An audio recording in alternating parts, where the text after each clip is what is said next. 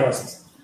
Amigos de MITV y Notifronteras, qué gusto saludarles y lo que habíamos ofrecido cumplimos en la medida de las posibilidades de nuestros entrevistados y también un poco de los usos horarios. Un poco antes les habíamos ofrecido una entrevista con Orlando Herrera, director de organizaciones sociales a nivel del país. Por factores de conectividad no lo pudimos hacer en vivo, pero ya la tenemos pregrabada y luego de este diálogo, este conversatorio muy importante, le invitamos a ustedes a que participen, a que estén bien atentos con Dimitri Defranc. Indicar que él es biólogo, comunicador científico, es consultor, es historiador y tiene un masterado en laboral en normativas ISO. Entonces, todo una experiencia para contarnos un poco de qué vino esto de COVID-19, un poco cuáles son las medidas que debemos de adoptar desde la óptica, desde el aporte científico y desde luego, pues, también algunas recomendaciones a la ciudadanía. Créame, Dimitri, que es un honor tenerlo acá. Muchas gracias por haber aceptado esta invitación.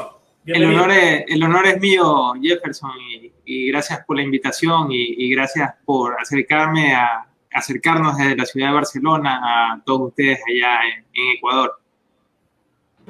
Vamos entonces a empezar. El tema de la definición, porque la gente consulta, a lo mejor está por ahí escuchando de todos lados qué es esto del COVID-19, desde cuándo salió, etcétera, etcétera. Entonces empecemos por ahí por la definición, el concepto. Mira, el COVID es un virus de la familia de los coronavirus, eso es de dominio público. Lo que la gente no sabe es que en sí el coronavirus no es un virus, sino es una familia de virus. O sea, engloba a muchos virus. Y muchos virus del tipo de coronavirus ya eran conocidos anteriormente, ya se los viene trabajando hace mucho tiempo, por ejemplo, el virus de la gripe, la influenza, también virus que se daban en animales. Es por eso que inclusive hay la confusión cuando la gente dice, oye, había un internet, por ejemplo, decía coronavirus con vacuna para los perros coronavirus, y la gente, oh, nos están engañando. No, es que los coronavirus son una familia muy conocida desde hace mucho tiempo. Tú imagínate que más o menos se han descubierto se han catalogado unos 5.000 virus, y en realidad se calcula que puede haber entre 1 y 2 millones de virus que todavía no se conocen. Es interesante ahora conocer, Dimitri, lo que tiene que ver a la sospecha que tenemos los ciudadanos en el sentido de pensar de que todos podríamos ya tener dentro de nuestro organismo este virus. ¿Es cierto en aquello? Mira, ahora mismo hay una confusión muy grande y esta confusión se ha dado por dos temas, porque nosotros creemos que la ciencia es un producto finalizado y, por ejemplo, tanto la farmacéutica como la tecnología son productos que van cambiando, que se van creando. Entonces nosotros tenemos que una vacuna ya se hace en 2 días, una vacuna en probarse y salir al mercado con todas las de ley demora alrededor de 10 años, ¿no? Ahora seguramente se acelerará un poco más porque estamos en este tipo de pandemia. Pero tú imagínate el ejemplo, la ciencia funciona así, la ciencia y la tecnología, el ejemplo de un televisor.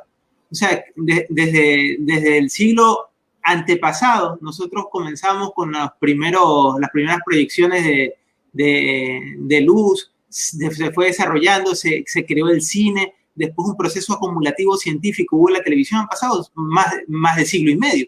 ¿No? Para tener las pantallas planas, para tener esta maravillosa conexión que tenemos ahora, han pasado más de un siglo y medio de innovaciones y de coyuntura tecnológica y científica para traernos aquí. Entonces la gente en este momento está pensando, no, ya que mañana salga la vacuna y acabamos con este tema.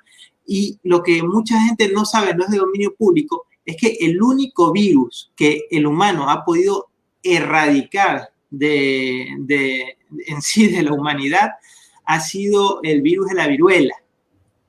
Entonces, de ahí todos los otros virus han sido procesos naturales de entrada, salida e inclusive mutación que han vuelto a entrar en en la biología de los humanos, ¿no? Entonces, hay mucha leyenda urbana, hay mucho desconocimiento en torno a esto. Sí, quisiéramos ahora saber los componentes de que esto significa. Tengo aquí entre mis apuntes que podrían determinarse entre la biomédica y la social. Explícanos un poco en detalle. Sí, mira, cuando nosotros estudiamos este tipo de fenómenos, lo estudiamos desde el punto de vista biomédico, la biología y la medicina. La biología porque el virus tiene una biología, los humanos tenemos una biología, esas dos biologías se complementan.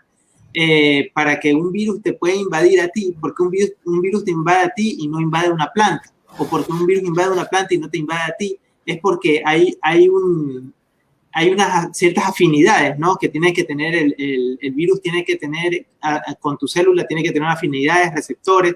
Entonces, se estudia, esa es la parte biológica. Y después la parte médica, que vendría a ser más cómo reacciona un cuerpo, el cuadro clínico, si tú tienes problemas respiratorios, si no. Entonces, esto se va complementando y después son partes que nunca se pueden disociar, son partes que siempre tienen que estar en el debate, en el análisis, ¿no? Y después viene la parte social. Un virus es como todo lo que nosotros hacemos, son cuestiones sociales, nada puede escapar a la sociedad. Ni siquiera los virus, ¿no? Entonces, cómo nosotros nos comportamos, si por ejemplo culturalmente nosotros somos una sociedad más acostumbrada al abrazo, más acostumbrada al beso, más acostumbrada a la cercanía, tendremos componentes para la mayor transmisión del virus. Y los componentes sociales son, yo te diría, en ciencias a veces cuando no podemos cuantificar el número de detalles, decimos tiende a lo infinito, ¿no? Usando términos estadísticos, tiende a lo infinito. O sea, el número de detalles sociales de todos los países, de todas las sociedades, tiende al infinito porque casi que no se puede determinar el número de condicionantes sociales. Entonces, eso es la parte biomédica, la parte de biología, la parte de medicina y la parte social. Estas tres partes van entrelazadas y no se pueden disociar. Perfecto, muchísimas gracias por este dato. También había una duda, porque van surgiendo mitos, también ciertas investigaciones ciertas, pero aquí quienes tenemos las mascotas, quienes nos gusta, estamos preocupados porque salta la información en que los perros, gatos, incluso los tigres podrían tener origen de esta enfermedad, podrían ser también contagiados o portadores. ¿Cómo está esa parte? Mira, hasta ahora hay mucho desconocimiento en torno a cómo se puede comportar en el salto. El coronavirus que estamos enfrentando, el COVID-19, el SARS-CoV-19, el SARS-CoV-2, que tiene varios nombres y por eso muchas veces la gente se confunde. El COVID-19 propiamente es la enfermedad, el virus técnicamente se llama SARS-CoV-2, ¿no? Entonces, esto también confunde a mucha gente. Pero este virus es un virus de tipo zoonótico. Esto quiere decir que salta de los animales al humano, como lo hace el virus de la gripe. El virus de la gripe también encuentra su reservorio nosotros decimos los reservorios, cuando no está infectando, pasa a otros animales. De hecho, justo ayer estaba viendo un programa de un famoso biólogo acá en España, que el tipo, se llama el programa Frank de la Selva, Frank de la Jungla, creo que lo dan en Discovery Channel. El tipo estaba contando, ¿no? Que él trabaja en el tema del control del tráfico de animales. Dice que justo desde el mes de agosto, él contaba que habían desaparecido los pangolines. Los pangolines son el animal que supuestamente el murciélago pasa al pangolín y el pangolín pasa al humano. Y decía que podía haber, más o menos daba a entender, sin decirlo, porque nadie puede estar seguro, que esta enfermedad acabó con los pangolines, ¿no? Y que esto ya estaba pasando desde agosto del año pasado. Y en la mayoría de estos virus pasan al humano por el tema de la depredación a la naturaleza. O sea, nosotros en realidad, es como cuando, tú recuerdas cuando nosotros comíamos los chanchos que encontrábamos ahí, que estaban sucios, alguien cazaba un chancho que se había escapado y después le da triquina. ¿Te acuerdas de eso? Es porque, por ejemplo, cuando un animal está en condiciones naturales, adquiere virus, adquiere bacterias que no están en relación con el ser humano normalmente. De hecho, se calcula que un 10% de la gente que consume carne de animales salvajes tiene virus desconocidos aún para el ser humano, ¿no? Entonces, esto se está estudiando ahora, inclusive con el tema del SIDA. El tema del SIDA, todo el mundo sabía, inclusive hoy día había un biólogo que todavía mantiene esta teoría, que el SIDA se vino en el año 81, que salió de una pareja de homosexuales en Estados Unidos, y esto trajo también una homofobia muy fuerte, pero comienza a haber un equipo de investigadores del Congo belga, comienzan a investigar y se comienzan a dar cuenta que el SIDA era mucho más antiguo y comienzan a haber datos posiblemente del año 57, cuando todo el mundo creía que recién en el 70 mucho, 81, 82 comenzó a salir, ¿no? Y que la posible epidemia vino cuando los belgas y los franceses esclavizaron a los africanos en la última esclavización que hubo, se puede decir, ya en el siglo pasado, y llevaron al pueblo africano del Congo a una hambruna, y el pueblo tuvo que abocarse de nuevo a consumir animales que estaban metidos en la jungla, y eso pudo haber sacado un nuevo virus. Entonces es un poco el mismo proceso que pasa con el pangolín. Si es una enfermedad zoonótica, y voy a responder más o menos la inquietud que tú me decías. No hay datos todavía, no hay datos a ciencia cierta, porque se ven muchos estudios y muchas cosas, que el virus pueda pasar a los animales domésticos. Pero se hablaba de que había pasado un gato, pero puede pasar a un gato, pero puede que el gato no sea transmisible del virus. Y aunque pasara, te digo una cosa, este virus ha puesto a prueba todas nuestras calidades humanas, ¿no? Entonces, lo primero que pasó cuando la gente escuchó que podía pasar a los animales fue que comenzaron a tirar a los animales por miedo a dejarlos abandonados. Cuando un animal también se puede meter en cuarentena. Pues yo en Ecuador yo estudiaba veterinaria, ¿no? Yo cuando vine acá vine a estudiar biología, pero yo estuve hasta segundo año de veterinaria en Ecuador. Me tocó migrar en el 2003. Para nosotros la cuarentena de un animal es lo más común del mundo. O sea, no es una fantasía, no es un misterio, ¿no? Si se descubre que se enferman, se los pone en cuarentena y ya está. Ahora nos ha hablado de temas muy interesantes y que en el desarrollo de lo que usted normalmente hace allá, insistíamos a la hora de presentarlo, que usted es un consultor muy reconocido allá en España. También está el tema de qué manera se producen estos contagios. ¿Cómo es que sucede esto acá? Mira, tanto lo que te decía, la experiencia posiblemente del SIDA, la experiencia del ébola, la experiencia de muchas otras enfermedades, pudo haber sido por contacto de animales con humanos, pero ya después el contacto, el virus propiamente, como lo transmitimos nosotros, lo transmitimos de humano a humano. O sea, ahora ponerse a buscar a un murciélago para cazarlo sería una locura. Lo que hay que comenzar a tener las medidas de precaución, la distancia de seguridad, todo lo que nos están diciendo. O sea, tú imagínate que esto de las cuarentenas ya se aplicaba desde el siglo antepasado, ¿no? Durante la gripe española, una de las formas de detener la gripe española, que también tuvo una alta, era como este virus, tenía una baja tasa de mortalidad, pero la tasa de expansión del virus, o sea, de contaminación era altísima, ¿no?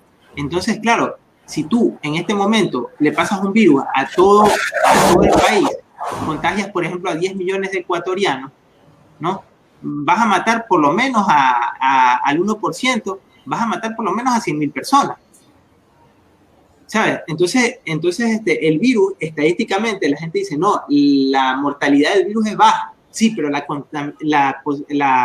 infectabilidad del virus es alta. Entonces ahí es que vienen los muertos y por eso es que se acumulan los muertos. Entonces, cuando un país como Ecuador, que tiene un sistema sanitario que está precario, si en el Guayas y en Quito, que es donde más han construido hospitales, está precario, yo no quiero ni imaginarme ya las otras provincias, ¿no? Entonces, Pichincha, Guayas y Pichincha.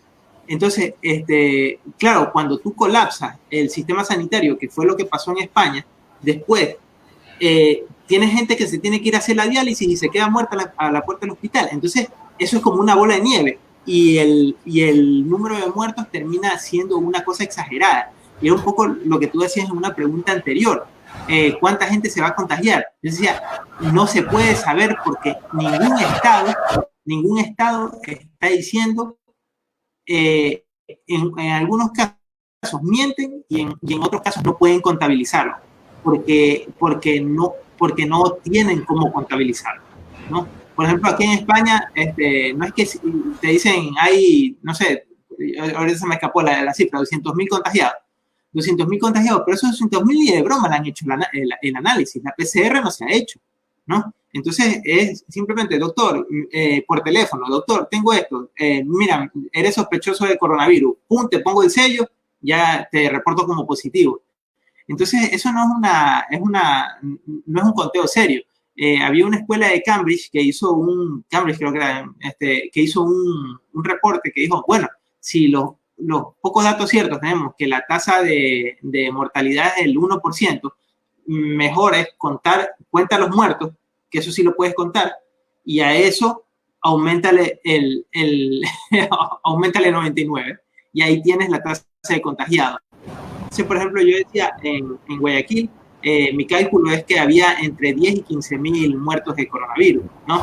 Entonces, claro, ahí tú puedes sacar la tasa de infectados, porque es imposible en el caos que hay en Guayaquil o que comienza a haber en Quito, comienza a haber en Manta, comenzar a contar la tasa de infectados. Eso no lo podrás saber nunca con precisión, pero nunca, pero ni en esta ni en ninguna otra enfermedad. En pocas enfermedades son las que tú sabes la tasa exacta de enfermos. Sí, acá un poco lo que se está insistiendo es en que debemos de abastecernos, de alimentar nuestra base de datos de información que nos permitan conocer a este enemigo invisible para de esta manera poderlo enfrentar. Hay modos de transmisión, Dimitri, el contacto entre personas infectadas, la transmisión por objetos. ¿Podríamos un poquito detallarnos esta forma de Mira, la principal forma de transmisión de todas es humano-humano y es a través de las gotas, ¿no? Cuando tú hablas con otra persona, la gente no se da cuenta, por ejemplo, cuando tú estás a través tienes un rayo de sol fuerte, tú ves cómo salen las gotitas de saliva. Inclusive hay letras que tiran más saliva cuando hablas. Cuando respiras, estás constantemente tirando saliva. Ya cuando toses, ya mucho más, ¿no? Entonces, cuando tú tienes la otra persona, le estás respirando y le está cayendo en la cara, le está cayendo las gotas, en ese momento es que le entra por las vías respiratorias o le entra por los ojos, le entra el virus y ahí se contagia. Esa es la forma oficial de contagiarse. Cada cada bacteria tiene su forma de contagiarse, su lugar donde ataca específico, puede atacar uno o varios órganos, pero generalmente son específicos donde atacan ellos. Entonces, lo mejor es mantener las vías respiratorias tapadas. Por ejemplo, mira, ahora la gente se está tapando con la mascarilla, pero no todas las mascarillas valen, porque las mascarillas dejan filtrar algunas, las de tela, las malas. Por ejemplo, se queda un porcentaje, pero sale otro porcentaje fuera. Por ejemplo, y también tenemos descubiertos los ojos. Entonces, por ejemplo, yo lo que le recomiendo a la gente es el protector facial, el que te cubre toda la cara, y la mascarilla. Sí, pero son cosas que se van aprendiendo y también la gente lo va combinando. Por ejemplo, estaba dando unas conferencias a gente del sector logístico y claro, ellos decían, sí, pero nosotros nos están obligando a usar mascarilla, pero nosotros a lo mejor estamos trabajando 5 horas cargando cajas y cuando tú tienes tapada la boca, eliminas dióxido de carbono y ese dióxido de carbono te lo vuelves a meter, no estás respirando bien.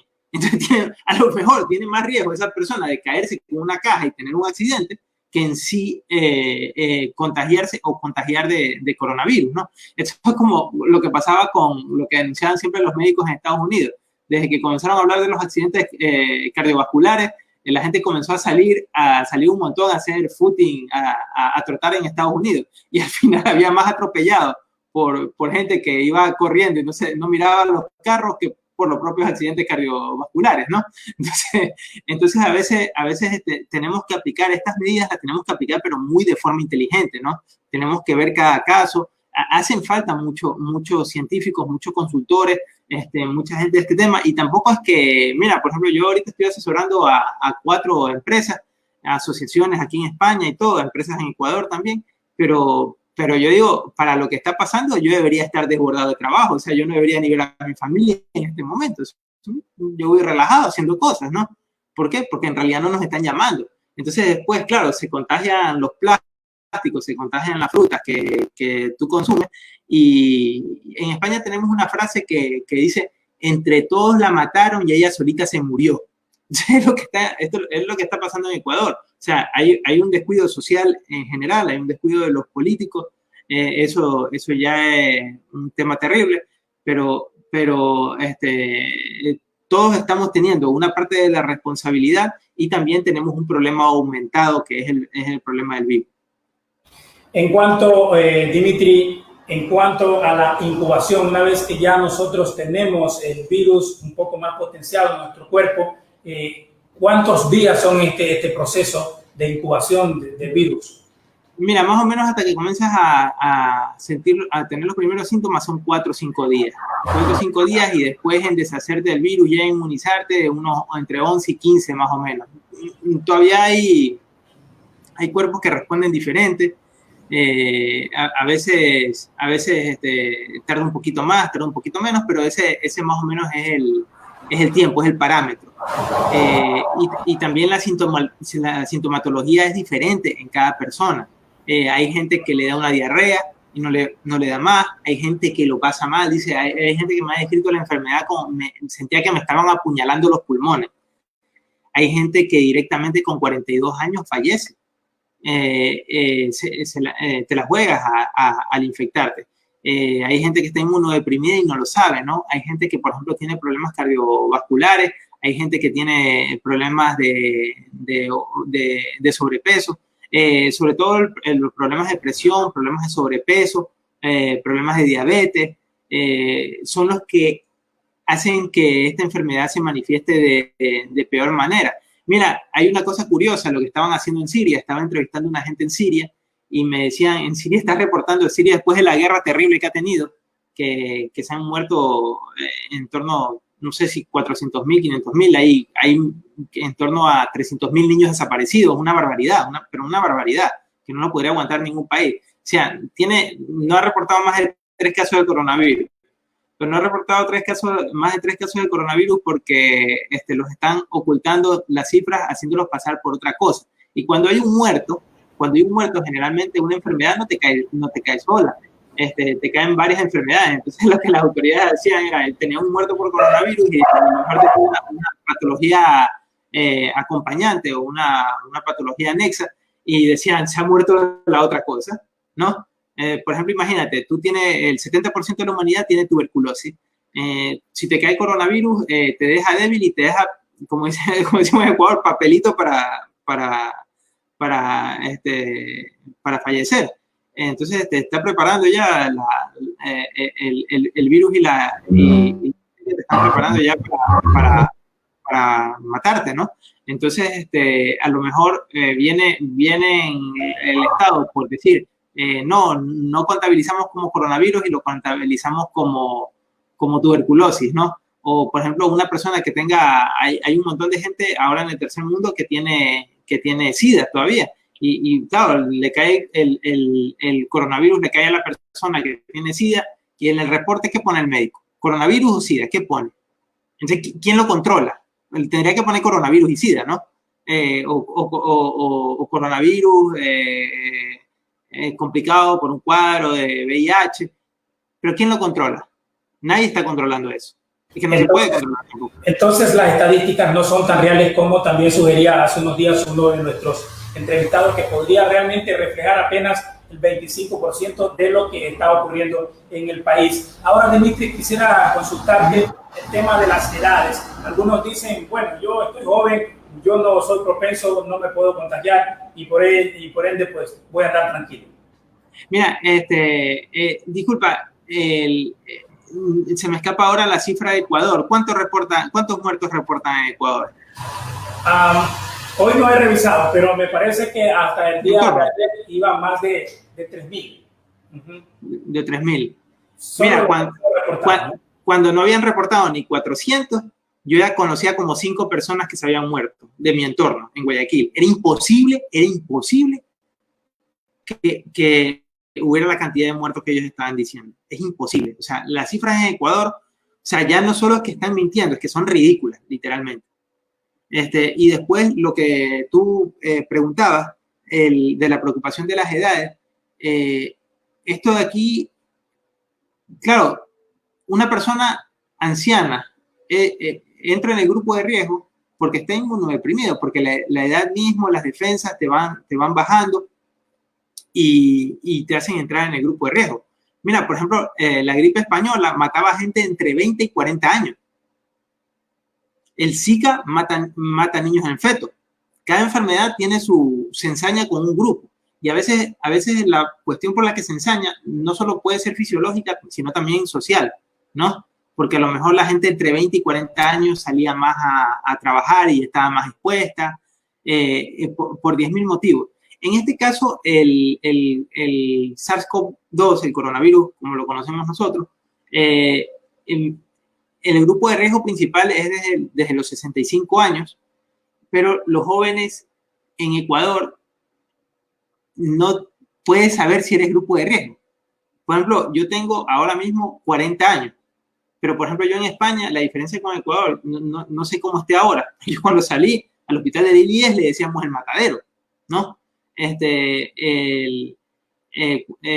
Ahora yo, por ejemplo, fui al médico, le dije, quiero hacerme un chequeo general, me mandó unos TAC, me tengo que hacer un TAC en un mes, una tomografía axial computarizada, que es la máquina que te ponen totalmente, y a mí no me cuesta €1, no me cuesta $1.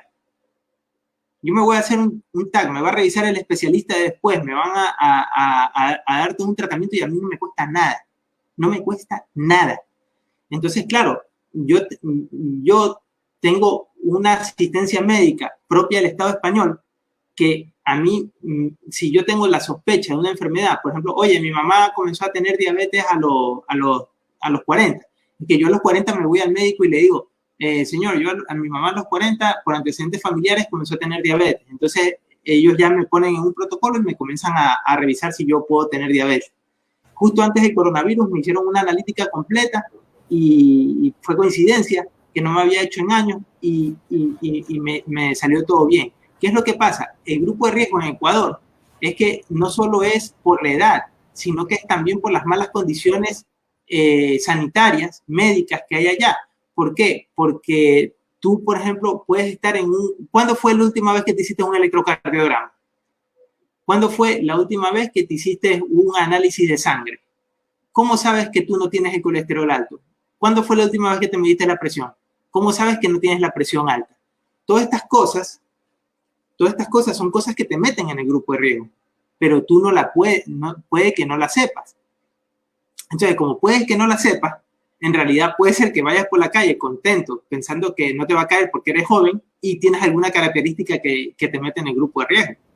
Dimitri, te cuento que tenemos todavía algunos ítems de los aportes que tú mismo nos has facilitado, por lo que te pediría, por favor, englobemos un poco más la respuesta. Por ejemplo, tengo el tema de los síntomas, que casi ya es universal, que los conocemos, pero también la gran disyuntiva aquí es el tratamiento, porque acá en Ecuador la gente está acudiendo a los ancestros, al tratamiento casero, ante un poco lo que tú señalabas. A veces el Ministerio de Salud no hay respuesta inmediata como la gente quisiera. Entonces, de lo que tú conoces, de la parte científica, ¿qué es lo que se puede hacer cuando una persona ya está contagiada? El tratamiento. Mira, el tratamiento es, si eres grupo de riesgo, literalmente lo que tendrías que hacer es ir a que te traten al hospital y tener al médico 24 horas al lado tuyo, por si acaso tú necesitas un respirador. En un momento lo único que te va a salvar es tener un respirador y no tener la vaporización sino tener el oxígeno, y si se te complica, entubarte. Eso es lo que realmente te salva. Y eso es lo que le deberíamos estar exigiendo a las autoridades. ¿A qué nivel están llenos los hospitales?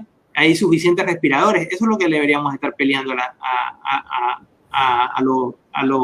las autoridades. Y medidas preventivas como la hidroxicloroquina. La hidroxicloroquina. Sí. Mira, ahora mismo comienza a haber un debate que está diciendo que la hidroxicloroquina está matando más gente de la hidroxicloroquina, creo que está matando más gente de la que está salvando, porque se comenzó a poner de moda. Es lo que te digo, estos estudios demoran 10 años, lo hemos hecho en 2 semanas, ¿no? Entonces se comenzó a mandar, y ahora ya se comienza a decir que no era tan buena como se pensaba. Entonces ya comienzan los médicos a no enviar. Tenemos acá también el dato de ahora lo que nuestras autoridades nos están pidiendo. Normalmente aquí la campaña es quédate en casa. Claro que ya vamos para 70 días de confinamiento, de estar encerrados en casa, escasean los alimentos, y por eso es necesario de que utilicemos las medidas de protección. ¿Cuáles son las más recomendables, Dimitri, para que la población tome conciencia? El distanciamiento, estar a 2 metros, el usar guantes. Inclusive yo le recomiendo a la gente usar un sistema de doble guante, usar mascarilla y el protector facial, tratar de salir lo menos posible, y si se sale, distancia de seguridad, y que por ejemplo, cuando yo llego al supermercado, y esto lo hago yo mismo, cuando yo llego al supermercado, cuando estoy comprando, separo los productos frescos de los productos del atún, por ejemplo, del atún, desinfectante, todo lo que son productos que yo los cojo y los dejo en un lugar y no los toco 3-4 días y los dejo ahí. Entonces les paso su trapito para desinfectarlos con lejía al 10%, o cloro al 10%, y después tienes que secarlo bien. Eso, las medidas de precaución. Esto es un virus. Los virus no tienen remedio. Los virus se tratan con retrovirales. De ahí lo único que hay para el virus son los retrovirales, y es la vacuna cuando todavía no adquieres la enfermedad. Pero los virus no son como las bacterias. Las bacterias tú puedes tomarte antibióticos y te curas. Algunas veces se mandan antibióticos, en este caso, porque los antibióticos pueden prevenir de una enfermedad acompañante, que vengan bacterias oportunistas, ya que estás débil, y te cojan y te rematen. Por eso se manda antibióticos. Pero en sí, cura no hay, ni las hierbas y todo eso que uno se bebe. Mira, tú te lo puedes beber porque psicológicamente también te va a dar cierta seguridad, pero no pienses que porque vas a comer mucho limón vas a evitar el virus. No, o sea, el virus se tiene que evitar con medidas profilácticas, o sea, con medidas de prevención. Y ahora mismo nada te va a salvar, ni la limpia, ni la cura. No te van a salvar de esto. Realmente nos quedamos preocupados con la respuesta, Dimitri. Sí. Es que lo contrario sería mentir. Es que, por ejemplo, la gente dice, no, es que yo voy a comprar vitamina C, pero es que científicamente yo no... Si tú, el día de mañana vienen unos chinos, unos alemanes, y me ponen un estudio en alemán, yo me saco el aire y lo traduzco, como sea, ¿no? Y lo leo y digo, mira, tenemos el vellocino de oro, tenemos la clave aquí, podemos ir por este lado. Pero lo contrario sería mentirte, ¿no? Y también, y hemos cometido varios errores. Por ejemplo, al principio de la enfermedad, decían, no es necesario la mascarilla en el trabajo. Porque yo trabajo mucho con la información del Ministerio de Salud Pública de España, y después dicen, no, es que sí era necesario. Lo que pasa es que no queríamos hacer una escasez de mascarillas. Pues no me digas que no es necesario. Di que no quieren que haya acaparamiento, pero no digas que es necesario porque confundes a la población. De que las autoridades también en todos lados del planeta los han cogido como novatos. A todos. Y también han acostumbrado a mentir. Hablemos entonces un poco de algunas normas que tenemos que ir aprendiendo, porque está claro que debemos también de ir sabiendo cómo convivir con el COVID, porque la respuesta al parecer no es tan cierta de quedarnos únicamente en casa, sino salir a enfrentarlo y a convivir con el virus. Normas de bioseguridad en la calle, en el trabajo, claro, a la hora de recibir incluso los alimentos, porque acá te cuento que se está aplicando mucho el servicio a domicilio.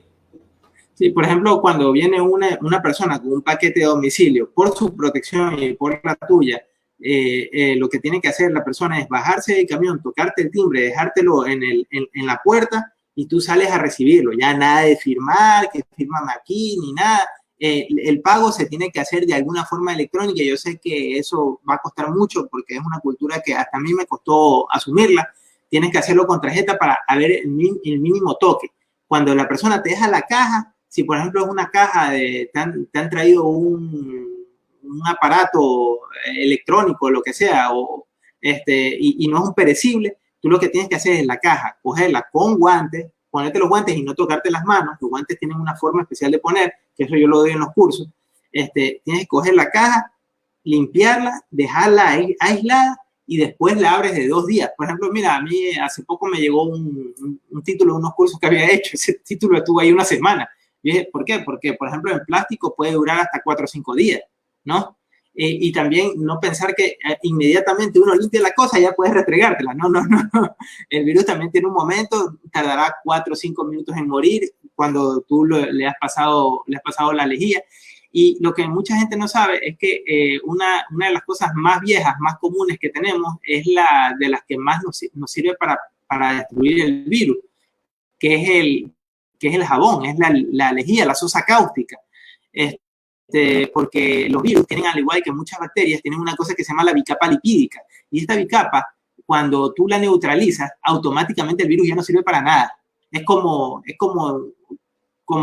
iba a decir, no quería faltarle a nadie, iba a decir como un presidente de la República, ¿no?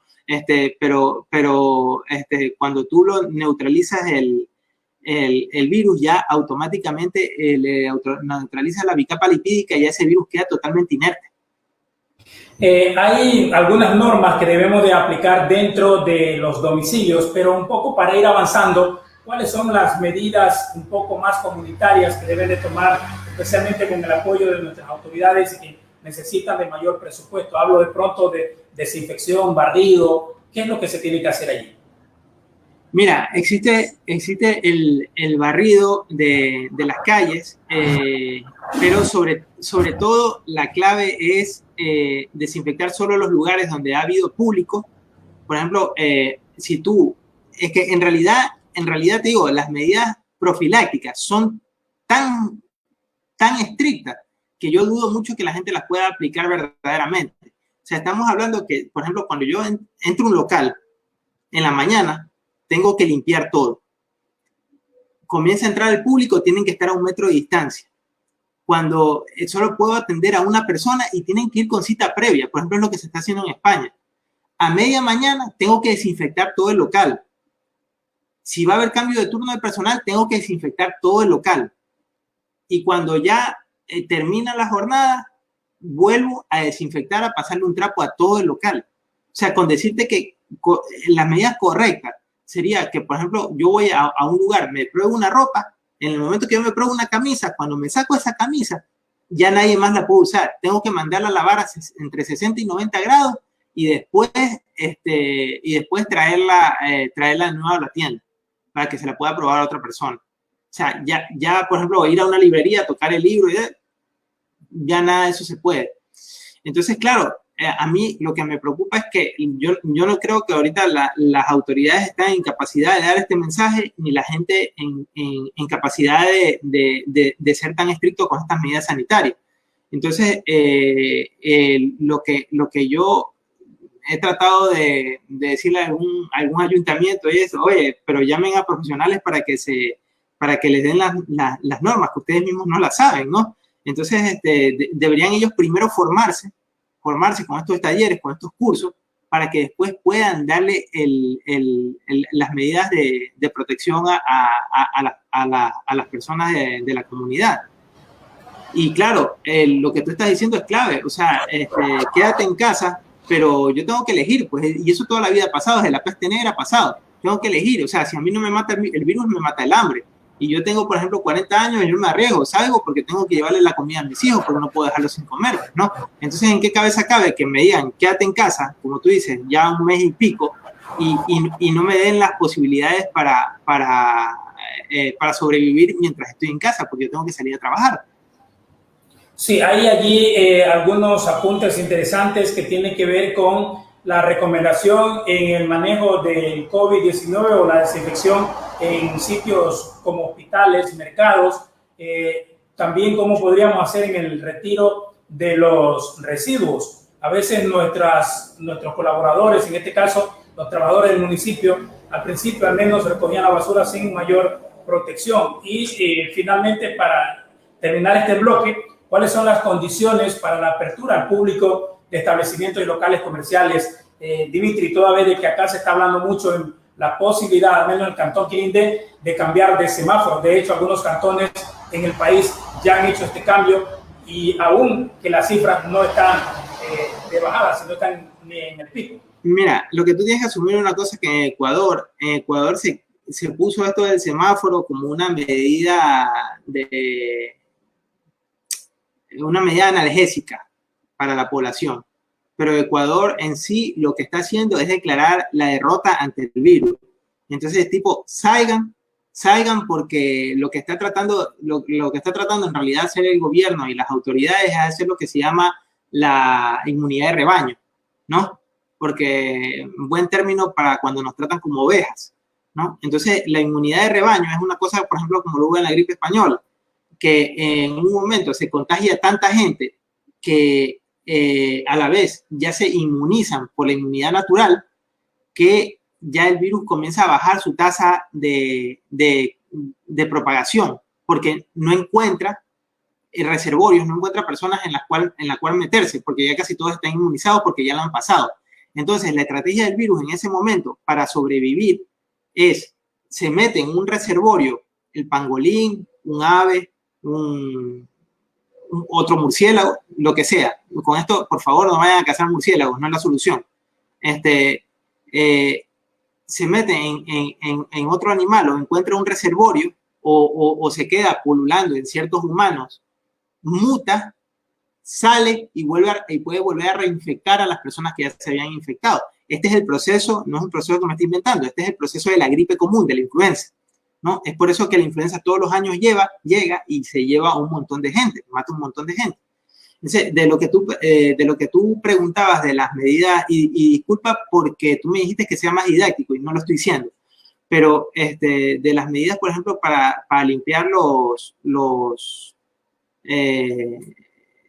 lugares donde va la gente, por ejemplo, a los mercados y todo, cuando tú entras al mercado debe haber una persona con el desinfectante, te debe poner, debes usar el sistema de doble guantes, mascarilla y protector facial como mínimo, hacer las compras, cuando sales de las compras, ese guante, ya metes las cosas a tu casa, ese primer guante lo coges, lo tiras, vuelves a desinfectar, te sacas el guante, te lavas las manos y te bañas, ¿no? Ese sería, y la ropa la guardas en un lugar aparte y a lavar a 60 grados. Y si no puedes, y no tienes lavadora para lavar a 60 grados, mejor déjala un par de días en remojo, en lejía, ¿no?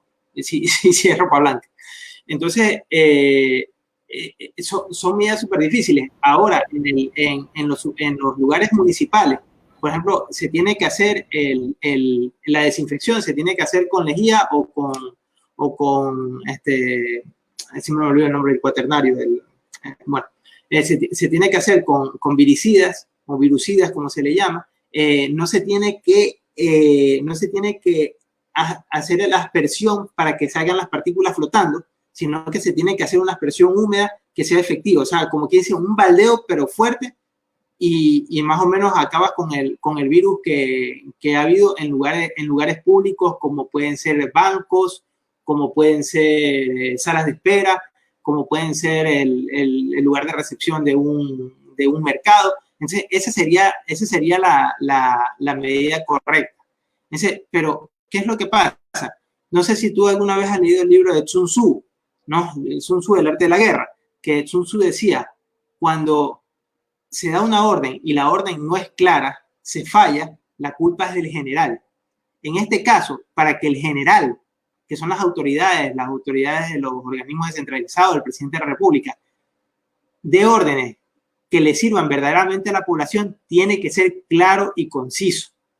Tiene que estar todo bien protocolizado y tiene que haber una confianza en el Estado, que es lo que no hay hoy en día. Para que la gente pueda entender estas medidas y estas medidas estrictas. Dimitri, estamos claros que la sociedad la conformamos las familias, los ciudadanos común y corriente y las autoridades. Hemos hablado creo que bastante del tema del comportamiento a nivel de la sociedad sin tocar todavía la parte de las autoridades, quienes son los llamados a darnos la dirección por dónde podemos caminar, por dónde debemos ir. Tú nos has hablado de un modelo de unidad de rebaño, una política un poco parecida a lo que conocemos a Suecia y que ha sido muy cuestionada a propósito, pero que sin embargo las autoridades al parecer no cuentan con presupuesto ni tampoco tienen una dirección clara dónde quieren ir. No se han apoyado con personas expertas en estos temas y por ello es que lo hemos convocado a usted para que también nos dé algunas directrices que ojalá sean tomadas en cuenta. Para ir concluyendo, Dimitri, una vez más, gracias por tu tiempo. Quisiéramos dar recomendaciones ahora pues dirigida a las autoridades. ¿Qué se puede hacer? Es un poco difícil recomendar a las autoridades de Ecuador cuando yo no sé, les haría un planteamiento de posibles soluciones, pero yo no sé si ellos no ven el problema en sí. Y el problema en sí es que ellos están tomando medidas políticas sin respaldarse con las medidas científicas. Las medidas científicas son un detalle muy importante cuando uno toma medidas políticas en una pandemia tan grave como esta, que no es la más grave que nos pudo haber tocado, porque, por ejemplo, otras anteriores han sido peores. Pero lo que yo es que yo siento una frustración con tu pregunta, te lo digo sinceramente, porque como yo le digo a una persona, lo primero que tienes que hacer es precautelar por la vida de tu prójimo. Y, por ejemplo, no robarte las bolsas, no poner sobreprecios en los alimentos, no poner sobreprecios en la bolsa de cadáveres. O sea, no desaparecer los cadáveres. Es que son cosas tan elementales, tan humanas, que yo, o sea, ¿cómo doy un consejo con eso? O sea, ¿qué le digo? Oye, no cobren por identificar un cadáver, pero ¿en qué cabeza cabe? No cobres a una familia que está con los niños encerrados y que necesita una canastita asquerosa, que pues son unas canastitas que no dan para nada, y que tú la estás dando a un precio casi de $120, cuando yo he tenido negocios, de hecho estoy trabajando con una empresa que gestiona alimentos, y esa canasta decían $80, esa canasta no cuesta ni 20, ¿no? Entonces, ¿cómo yo les puedo dar un consejo cuando esas autoridades están en otro nivel? Esas autoridades están en otro tiempo y espacio. Entonces, claro, uno está hablando de ciencia y ellos están en un plan de saquear el país, o sea, literalmente de buitre. Entonces, ¿qué hacer? Decirles a las autoridades, comiencen a contratar gente que sepa del tema y háganse un poco a un lado y pónganse a la orden de esas personas que saben del tema. Hace pocos días el presidente delegó funciones en un funcionario. A ese funcionario nosotros lo conocemos perfectamente porque es el papá del embajador de España. Un tipo que desde que llegó a España de embajador no ha dado una como embajador. Lo primero que dijo cuando llegó como embajador fue que iban a cobrar las hipotecas a los inmigrantes que les habían quitado la casa. O sea, todo el mundo se escandalizó porque un tipo que no tenía ni idea de lo que estaba diciendo. Entonces, claro, yo veo esas autoridades, veo eso y no puedo sentir más que frustración. Es que quisiera decirte algo, pero es que yo no sé si yo hablo con una de estas autoridades, ni siquiera sé si me entienda lo que yo le voy a decir. Entonces, ¿qué consejo le puedo dar a una persona más que el consejo obvio que le dio su mamá? Mijito, no coja las cositas de otro, no coja las cositas porque eso se llama robar. Ese consejo no lo debo dar yo, se lo debe dar su mamá. La mamá le debe llamar y decir, mijito, no robe, por favor, no robe, la gente está muriéndose de hambre. Entonces, es una cosa tan básica que yo es que ni me atrevo. Te juro que siento una frustración con tu pregunta que es totalmente lógica y valiosa, pero es que no puedo responder. Gracias, Dimitri, por tu tiempo. Ojalá pues, tengamos la posibilidad de conversar en una nueva oportunidad. Vamos a respetar tu tiempo. Entiendo que esta hora en España ya son horas de son las 1 de la mañana van a ser aquí. Imagínense, entonces, cómo no valorar el esfuerzo y la predisposición suya, Dimitri. Un abrazo a la distancia y ojalá que podamos seguir conversando en una nueva oportunidad. A ustedes por la invitación y gracias a todo tu equipo, a ti y a toda la audiencia. Hasta luego. Gracias. Bueno, amigos, entonces un extenso diálogo con Dimitri Defranc, un joven que está haciendo patria en otro país. Con su experiencia como consultor viene desarrollando esta actividad relacionada al COVID-19 y hemos aprovechado pues haber tenido contacto con él para que nos aporte con su conocimiento, sobre todo científico, de cómo seguir combatiendo, conviviendo con el virus del COVID-19. Será hasta una nueva oportunidad. Gracias. A ustedes.